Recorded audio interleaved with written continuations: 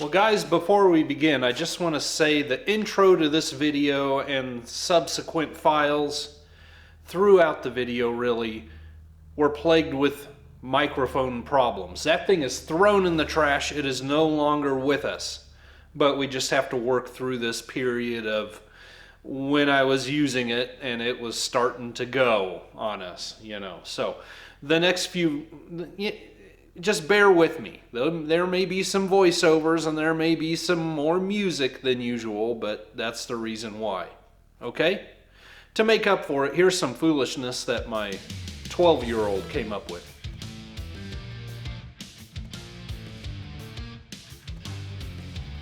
Now, as we get into this, what we are actually using is an RTX kit or a retro gauge kit in the Dakota Digital lineup. It is one of their options for a vehicle that looks more like original than other options that they also have available.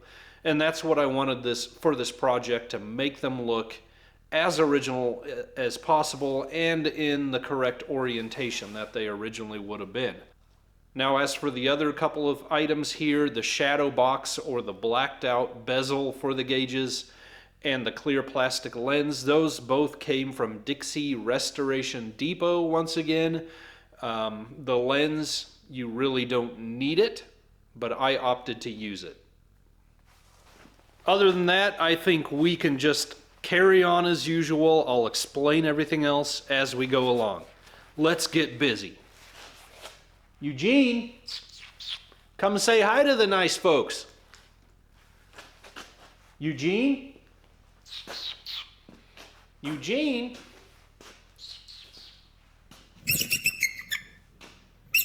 Oh!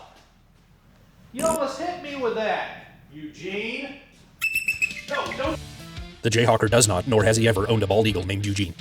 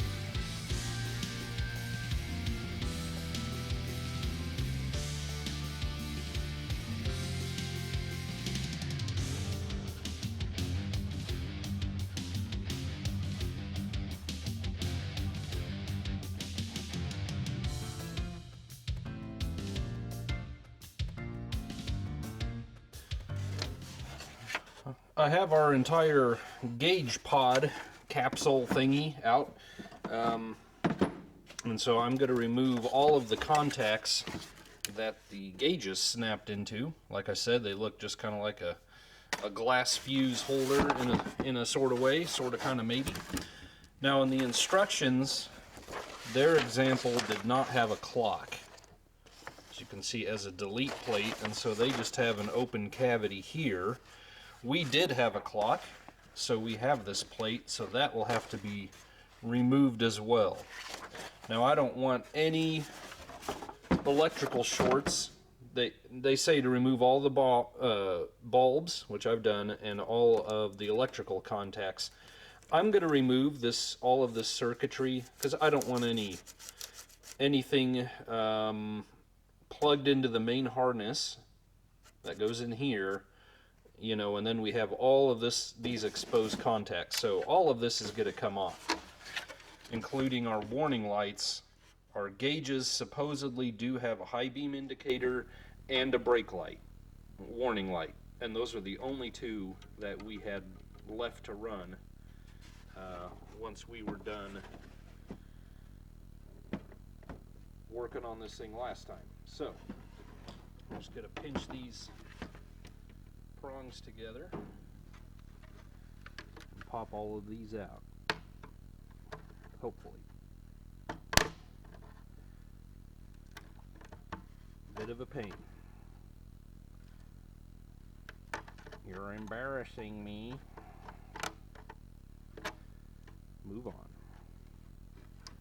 I just want to show them one, and then, well, just one. Give me one.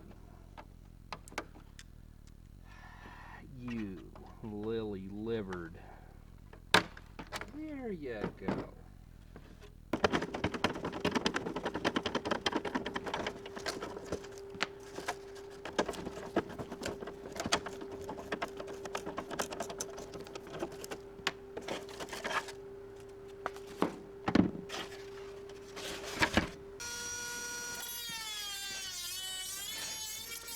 Well, as per instructions, we have to remove some of the plastic bosses, the strengthening pieces, you know. You can see in the red what all I had to remove. Now, it still did not want to lay flat, and I see here, just in case you're doing this at home, this had a raised portion going up flush with this. That is not present in the pictures in the instructions. So I just nibbled away about 1/8 of an inch off of that, and then this thing dropped in there nice and flat. Now, I'm not out of the woods yet. I've got a broken, you know, all of this was glued and re-glued with CA glue last time. Sorry, I know some of this is in the shadow, but I can't tell how strong that is. That one may be okay for a screw. It seems pretty rigid. This screw point here is completely gone. So one thing I did not consider in my mind, I thought it would be just fine if I would retain the original gear shift indicator. Well, smart guy, that is obviously on the speedometer. You know, so that's just not going to work. You can't even assemble this with this gauge. You know, you can't even begin to hope to get that in there. Now, of course, there is a built-in Prindle indicator, but you need a separate control box for your transmission. You know, you need a separate deal. This is already going to be tough enough to find a place for this guy, and then to have a separate transmission one is going to be a challenge as well. That's another $140, $150-ish by the looks of it, so I need to do some research there. But I'm guessing a guy probably wants to know what gear he's in. It's not necessary, obviously, but it's kind of nice, which is a shame because I got this, you know, we did such a beautiful job of putting a nice indicator arrow in there last time. So I want to do that. Also, here in the cabin, I want to hook all my wiring, of course, could go to each sending unit. You know, I'd have to run a lot of wires through the firewall to each thing, but that's certainly doable. But I got this handy little harness connector right here, so I'm going to do some research. If I had a wiring diagram manual for this model, it'd be a snap, no problems at all. As it is, I do not. So I'm going to have to go home, get online, and start looking up what pin is what. Certainly I could trace wires if that wasn't an option. Get a continuity tester and just start tracing wires and see, and obviously colors, and see what was what. I'm hoping also that tax signal is available here. I'm hoping they ran it from the factory, it just wasn't used. I don't know if that's the case or not. We'll have to figure that out. That is one wire I will have to run if not, and then our transmission wires. The passenger side is all taken up with heating and AC up in there. So I would have to somehow mount the control box to the ductwork, heating box, all that nonsense somehow. Or I put it up in here. If I put it low here, a guy kind of naturally puts his left foot there. You know, there's some space up in here, but there's really nothing to attach it to. Maybe back here, again, there's really nothing, you know, to screw or zip tie to, but we'll have to figure it out, I suppose. Milliput. Okay.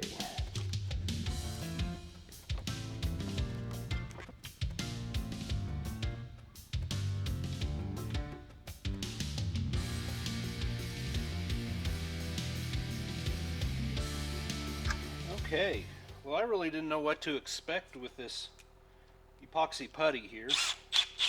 My worry was that it wouldn't really want to grab the plastic, but everywhere I put it, it seems to have adhered really well, so that's great news. I've marked with a pencil my big glob there where my hole needs to be, so I'm going to drill that out. I may need an extension of some sort.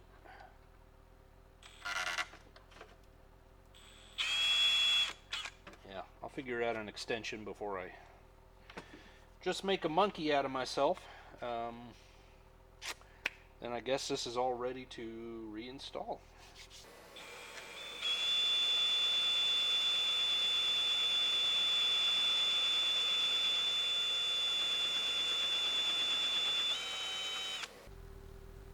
Here's Dakota Digital supplied speed sensor that goes on your transmission, just where the old cable did. I can probably scoot under there on my back or on a mat, maybe use a jack and get that installed. That's pretty self-explanatory, but I need to pull the cable out and run this in its place. So I'm going to work on that real quick. Well, I'm just looking over what I have left here.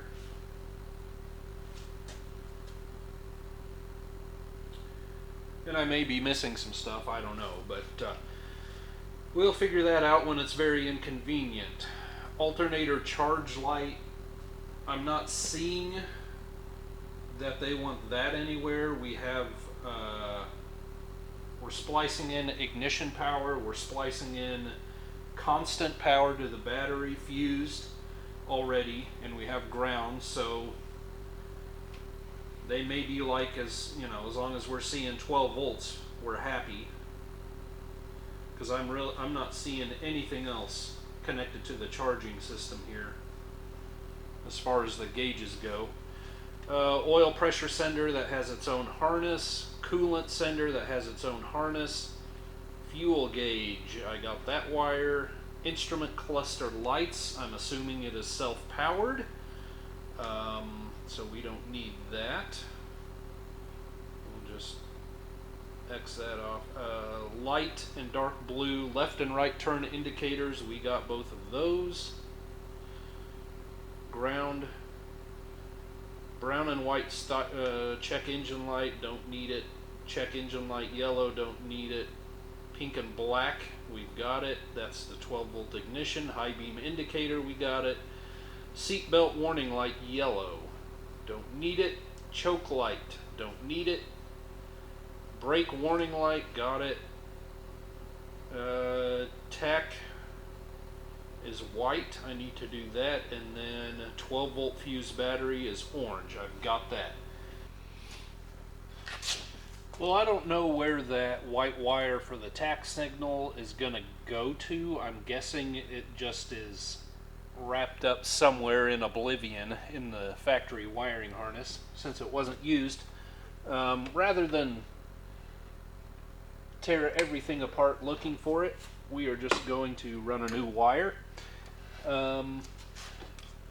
Now, I have one already here, and this is going to the Holly Sniper, so I'm going to have to crimp and solder two wires together, and I'm wondering if I probably even have the correct HEI clip terminal connector at home, so I may wait to finalize this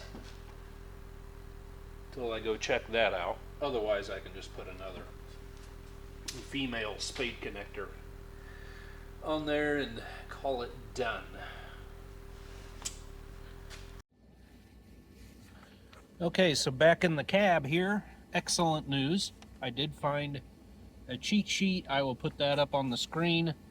That is an old, just to give them, here's a copyright, American auto wire diagram. Everything corresponds to what I'm seeing here, which is excellent news. So I am just going to snip this connector off, and we will start splicing wires, I suppose. We can go ahead and reinstall. I'll probably splice all the wires that I think I need, and then we will go ahead and reinstall our bucket.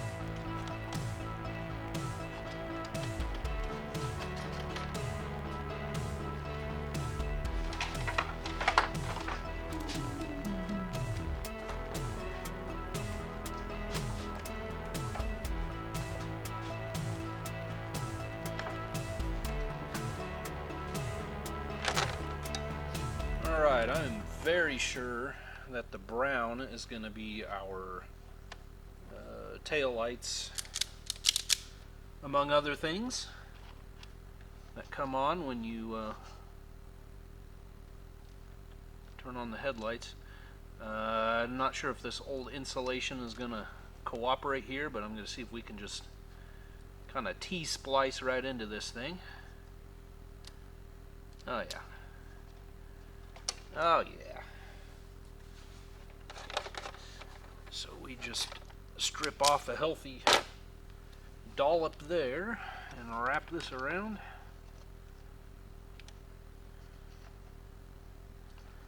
Wrap it around the exposed wires. Cinch it down really good. You know, you guys are in my way, honestly.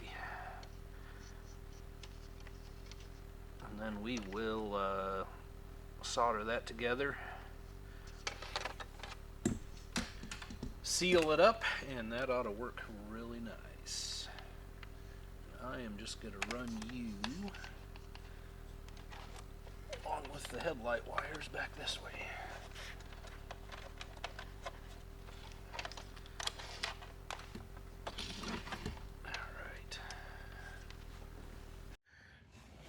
Here's where we're at.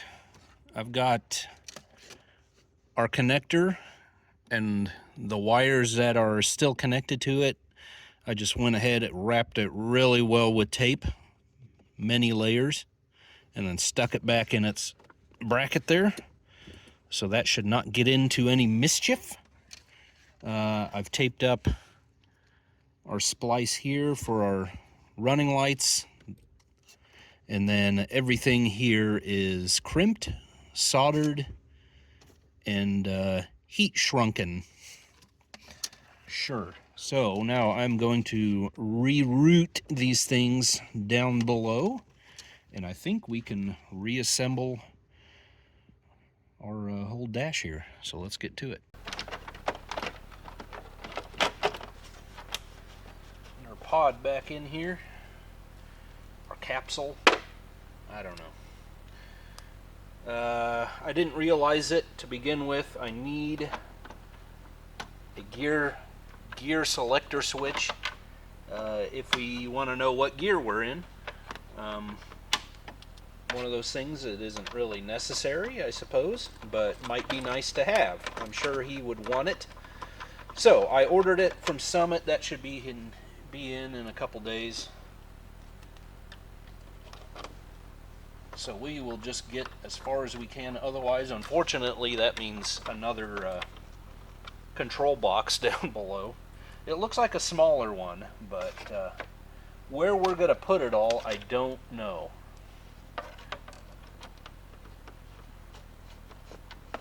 But rest assured, it will get done, I suppose. So you've seen me take all this apart. I'll show you the main gauges installation here in a second.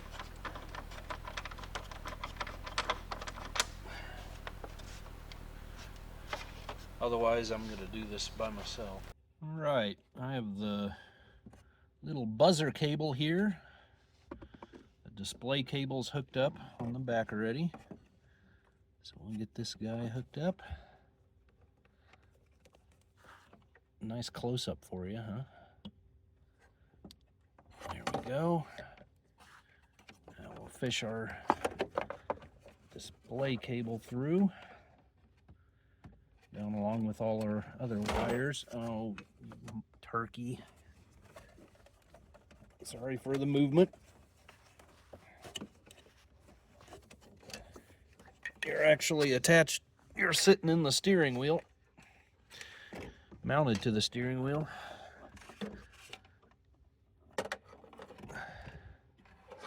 My dad's 60 pickup, Chevy pickup, and later the 63.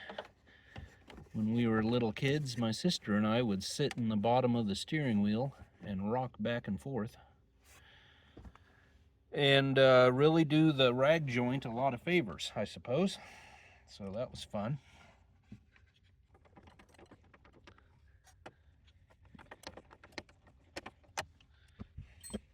I'm very glad that epoxy putty is working out so well. Seems to be holding up just fine.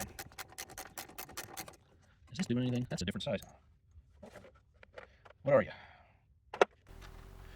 Now, Dakota Digital says you do not need to run the original lens, which is very true. They have their own right on the gauges.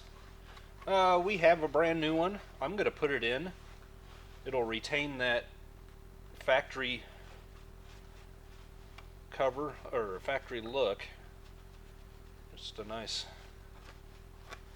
lens over all the gauges. If it ends up being a problem with glare or looks dumb or whatever, it's not that much work to get it back out of there. But in my mind, it should help.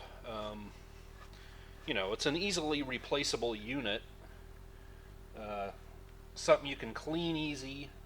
Those gauges won't get dusty, at least not as quickly. And then you try to clean and wipe those, then that lens gets hazy. This seems like an easier to replace item.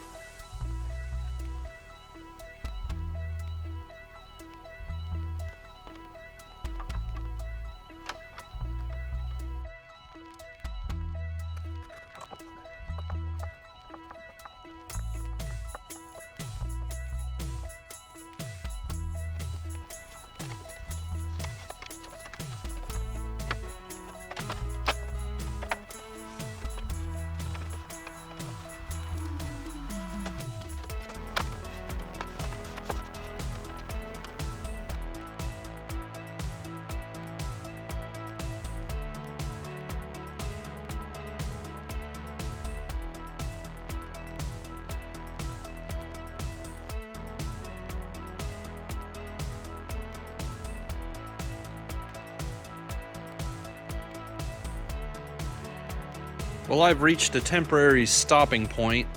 I've done what I can do until I get my gear selector switch, which should be here in a day or two. So I am going to start this up and move it out, and I think I'll bring a Nova in and start disassembling that. I'll just show you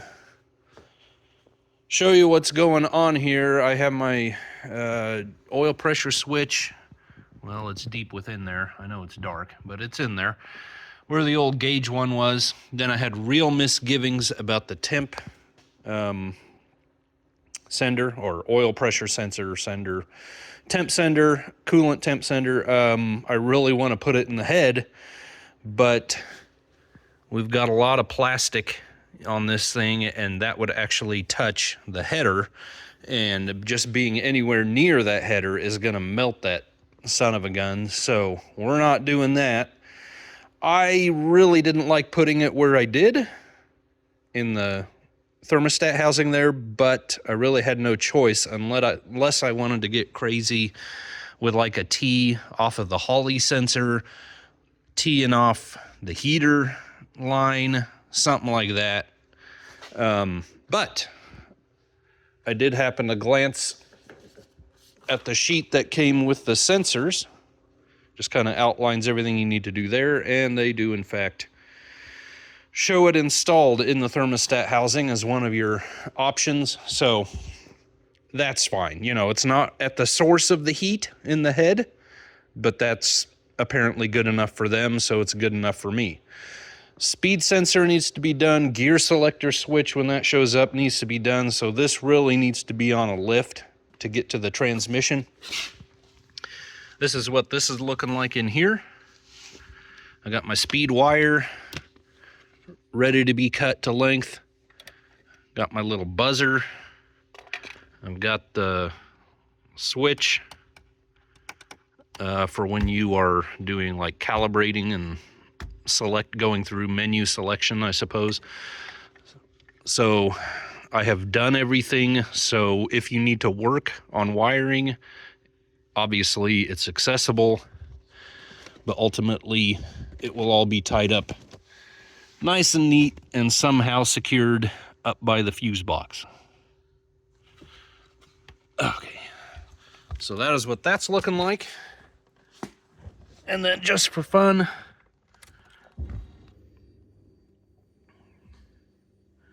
there is life in the old thing. So, and that we actually have fuel signal, voltage signal, temp and oil do cycle and go up a little. So there's hope here, huh?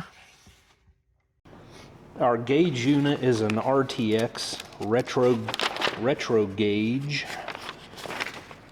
So I need to remember that. So yeah, that looks like our control box right there. They call this a decoder, I think. Yeah, decoder box. This is a GSS 3000. So I don't need this right now. This is the sensor. Kind of a neat little unit. And then all of our brackets. There's a rod. Relay I don't believe we will need. So let's put this stuff somewhere else. So because of my other projects, I was always thinking 700 R4, but no, 350 in the El Camino. Not that it makes too much difference. Same bracket. We're using this one. And looks like most of the others, it all faces the same way. We just need to be sure to get the right bolts. And our sensor will go on top of there. And it says 4 1/4 from eye to eye. So I'll do our little Heim joints. Isn't that the most precious little rod you've ever seen in your days there? Okay. I think I need this one.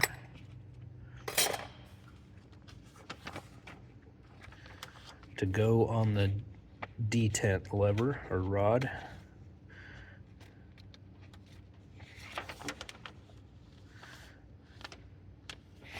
Something like that.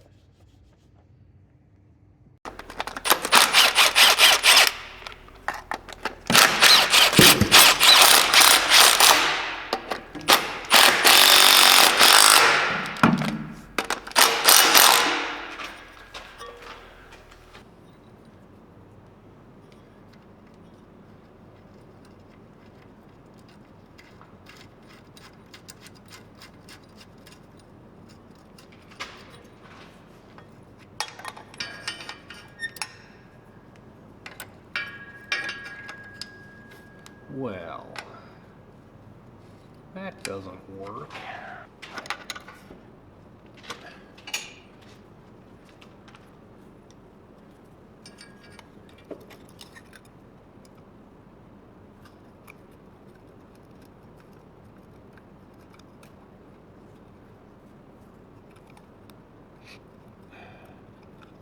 in there. Come on. There you go. Hope I have these in the right hole. Okay.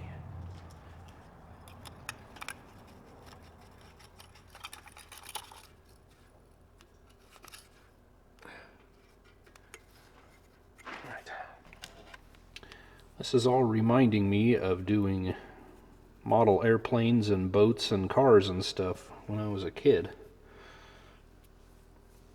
Now that has to be the right one.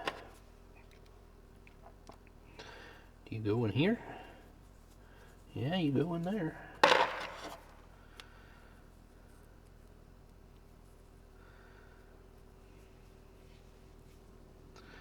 Just stubborn, I'm thinking, after cutting it.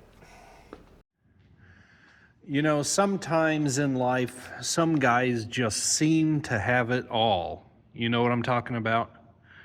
I don't want you jealous of this guy's exhaust system. Yeah, it's pretty epic, but just don't get jealous. That, you know, nothing good ever comes of it. So, a little bit of an update. I think I am pretty well done down here. I ran home and I got some of that heat shield loom, ran those wires in there, and then I used a factory speedometer cable mounting point on the cross member there.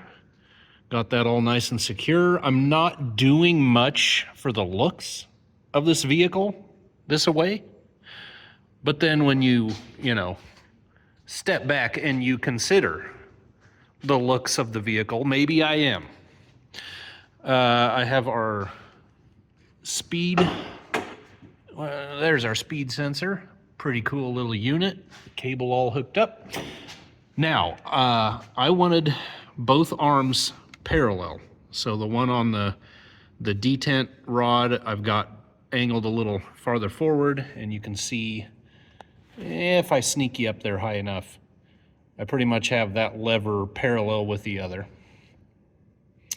In the instructions, it said the typical rod's 4 1/4. I had to cut 1 inch off of that on this Turbo 350. I don't know why.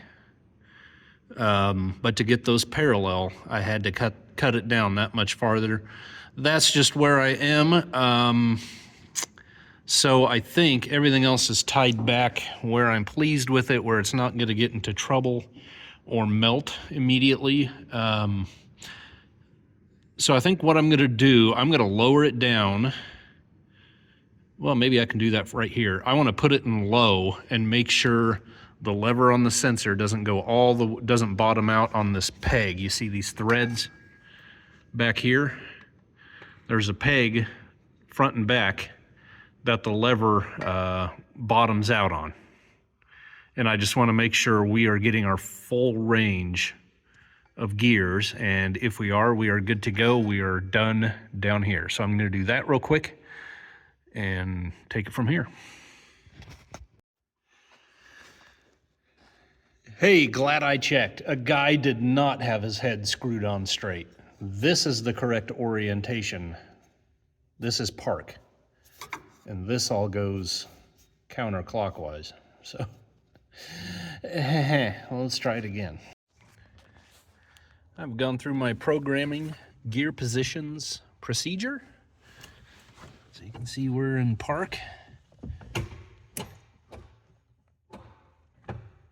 And we skip over overdrive.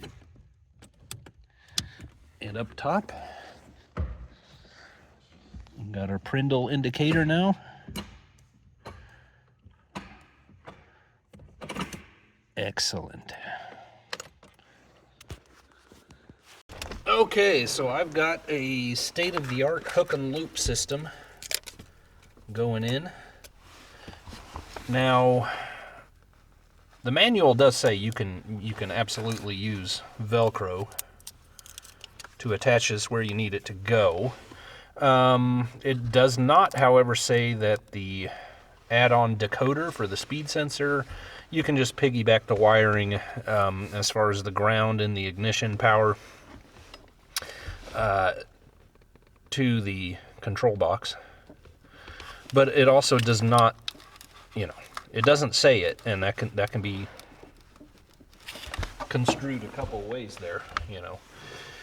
So no news is good news, so we're proceeding with that. So I've got my ignition ground to this box, and we're just riding off the same source. And then I have got my one wire for the gear decoder going to the gear over there. So this should be removable if you need to service anything. And then I am going to put my big pieces of Velcro up here. I've cleaned off the rubber portion of the insulation, so I'm going to get that stuck up there, and I'm going to leave the wiring as is for now. Let's just do this. Let's just stick this here and stick this guy here.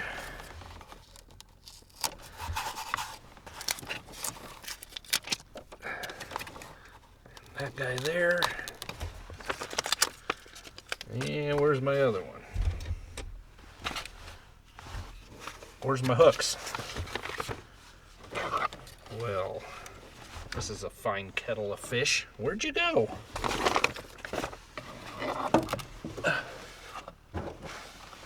Goodness, what a Mickey Mouse operation here. Man, there's just no room. Absolutely no room on these G bodies for anything extra. So we're having to get just a little bit creative.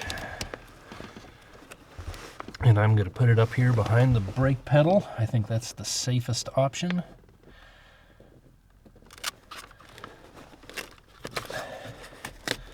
Please tell me you'll stick. You're not wanting to stick. That's what I was afraid of.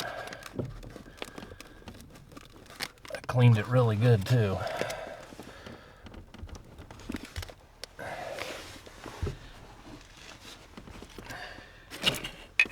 Hey, you know, like 5 seconds, that was pretty good.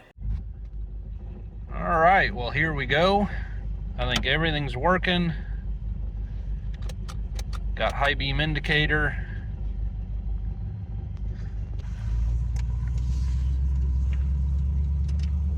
I had turn indicator, got digital speed, got analog speed, RPM, fuel's working, volts working, temp and oil. I've been through the entire menu setup. I set the color to iridescent. It was bright white. I like this a little better, but of course I'm going to show the owner the menu, how to operate that and how to change that if he wants. Got the correct odometer reading, of course our Prindle, and that's working. Obviously trip is working. I couldn't set the clock yet, I suppose. I forgot to do that. Right indicator, left indicator. You can set, each gauge has a warning light and you can set when that trips. I just left it pretty much all kind of factory settings to match the red in the gauges.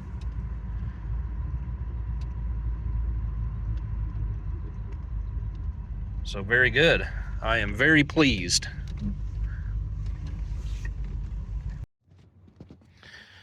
Okay, before I button it up and put our panel back on here, so forth, I wanted to show you one last time what we ended up with.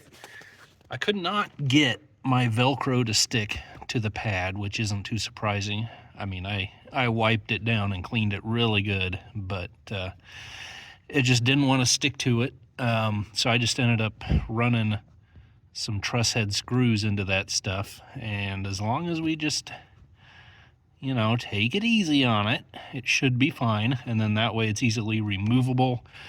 I thought about using some little tiny little, oh, now my light died, plastic panel push pins, the Christmas tree things, you know, but yeah, it would do it the first time, but as soon as you try to, if you need to service something, work on something, you want to pull that down, that's just going to break this stuff up, you know. So That didn't work. Otherwise, you know, hanging from the wires, everything's light enough that you could just zip tie it, you know, and it'd be fine. These G bodies, there is just no room. I could have put it over there, possibly, but that's, I think I keep hitting the seat adjuster here, but that's, you know, there's not much difference. So that's all tied up, wiring's all tied up, and like I say, if you need to work on it, cut a couple ties, unscrew it, and then it comes back down here where a guy can actually get to it. Got the sniper there, our little beeper is tied up there, our service switch is there to get into the menus, and of course the gauges are still there.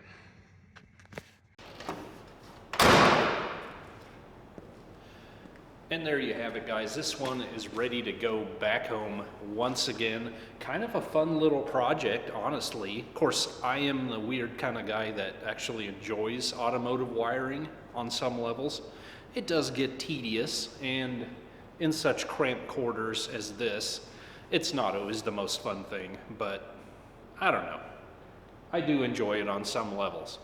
Like I said, Dakota Digital did provide a relay in the gear selector switch kit. Pretty sure that is for a neutral safety switch provision if you don't have one. You can run it through that decoder for the gear selector switch, which is kind of cool that they provide that in case you have an old, you know, vintage vehicle with a more modern transmission in it. Don't know what else to say. I need to shake out the mat, get all the clippings of the ends of wires and zip ties and all that nonsense out of it, call the owner, and it can go back home. Guys, thank you so much for joining me. God bless you. We'll see you on the next one. We'll just take care of that right now.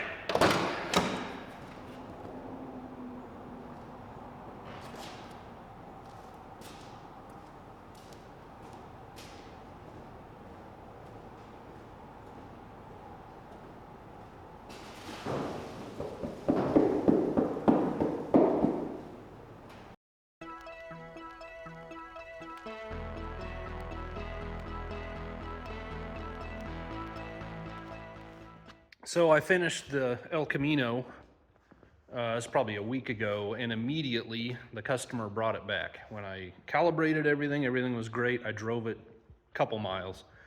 I need to learn, go to town with this ding-dang customer car and put some miles on it, I guess, but I never want to do that. Everything was great. It left here.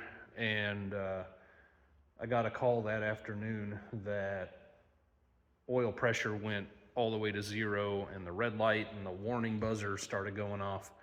So the owner went, his wife and her sister were taking it to Dodge City or something.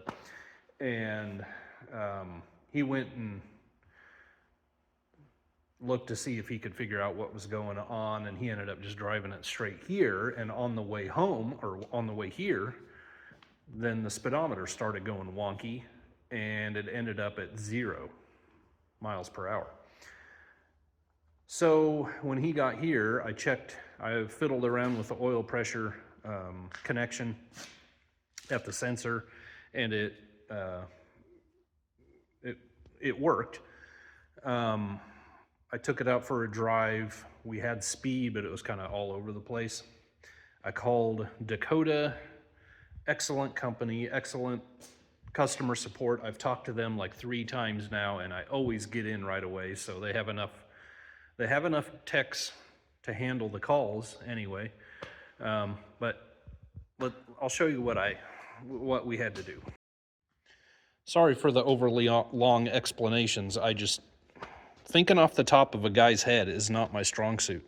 Anyway, he had me test the speed sensor, put a drill on here underneath the car, still plugged in. I had my son sit in the front seat, and he watched the speedometer, and both the digital and the quote-unquote analog needle did show speed. Now, obviously, we can't tell if there's any form of accuracy or a consistency in that with just a electric drill spinning it, but it was doing something. That was the first thing they wanted me to do, and then the next thing was they wanted me to check resistance to ground on the control box, which I did, and then volts on at the control box. So from power to ground here, I checked volts, and he said we should have like 4 to 5 volts there, and I had 4.5, and then and I unplugged all these wires and then tightened the screws down, by the way, and then unchecked ohms from this ground to the main ground down here, and that was perfectly fine. Everything looked good there. So they sent me a new one free of charge. I have that installed. I just need to go out and calibrate it and see what's what, if it's going to work. As for the oil pressure, he asked, is this a Chevy V8 350 or whatever? And I said, yeah. And he said, okay, it's most likely interference from the distributor, which, you know, I didn't know that would be a problem. He said sometimes they have success. They sent me a free little capacitor here that I put from power to ground. He said sometimes, but not all the time, they do have some success if you install that there. Most of the time, what it's going to take is relocating your oil pressure sensor. So this had the 2 on, one for the gauge, one for the old oil light. I have taken everything off. So basically this Dakota sensor, how it was actually tucked up underneath the distributor. I know you can't see much here, but so obviously that's a problem. I've gotten it away as far as I can with what I have available to me today. If it still persists and being a problem, I might get like an 1/8-inch pipe, well, a small hydraulic line made, if I can, somewhere in 1/8-inch pipe and hose. You know, you could relocate that thing anywhere, attach it to the firewall if you needed to get it away from this. And I'm guessing, so they basically have a little computer chip, I guess, inside the sensor, and that the HEI or the distributor causes interference. And I'd be curious to know if HEI is even worse, causes an even bigger problem, just because everything is right there doing its thing. So I am going to take this out, recalibrate the speedometer, and maybe drive it around a little and see what, just stuff. Well, once again, everything seems to be working correctly. Oil pressure, I mean, it seems high, but it's sweeping. And certainly speed.